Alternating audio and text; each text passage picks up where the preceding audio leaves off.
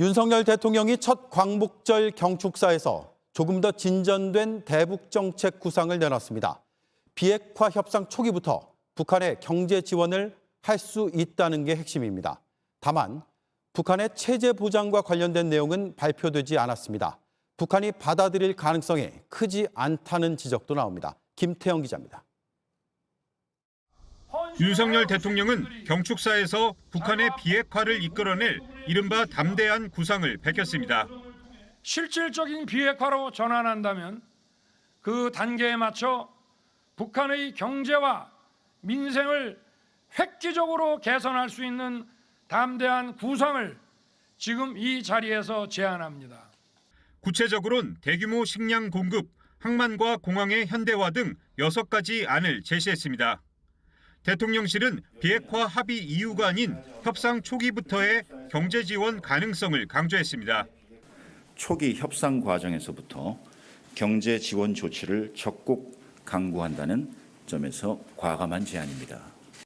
여기엔 북한 히토류 같은 지하 자원과 연계한 한반도 자원식량 교환 프로그램과 보건의료, 식수 등 민생 지원 시범 사업이 포함됐습니다.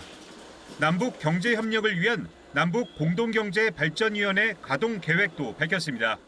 필요에 따라 유엔 제재의 부분적 면제도 국제사회와 협의할 수 있다는 게 대통령실 입장입니다. 대통령실은 담대한 구상이 경제뿐 아니라 정치와 군사 부문의 협력 로드맵까지 담긴 포괄적 구상이란 설명도 덧붙였습니다.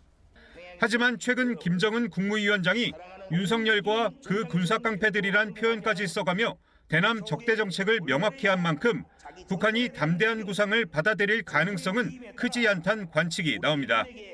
무엇보다 북한이 최우선적으로 고려하는 체제 안전 보장에 대한 언급은 오늘 없었습니다. 대통령실 고위 관계자는 체제 보장 문제는 협상 과정에서 논의해야 진위 파악이 가능하다고 했지만 담대한 구상을 논의할 남북회담 역시 제안하지 않았습니다. 대통령실은 담대한 구상의 진전 사항을 미국과 공유하고 있다고 했지만 미국이 어느 수준까지 우리 계획을 받아들일지도 변수입니다. JTBC 김태영입니다. 네, 윤석열 대통령은 한일 관계 개선 의지도 보였습니다. 일본의 과거사 반성이 담긴 김대중 오부치 선언을 계승하자고 했습니다. 하지만 일본은 반성의 모습을 보이지 않았습니다. 오늘 자민당과 정부 고위 인사들이 야스쿠니 신사를 참배했습니다. 도쿄에서 김현애 특파원입니다. 김대중 오부치 공동선언을 계승하여 한일 관계를 빠르게 회복하고 발전시키겠습니다. 오늘 광복절 기념식에서 윤 대통령이 지난 1998년 김대중 전 대통령과 당시 일본 총리가 발표한 한일 관계를 위한 공동선언을 계승하겠다고 밝혔습니다. 김대중 오부치 선언엔 과거 침략에 대한 반성이 담겨 있지만 정작 패전이를 맞은 일본은 정반대의 행보를 보였습니다. 기시다 총리는 엉뚱한 얘기만 늘어났습니다. 歴史の教訓を深く胸に刻み世界の平和と繁栄に力を尽くしてまいりました。 대신 기시다 총리는 A급 전범들이 합사된 야스쿠니에 공문을 보냈습니다.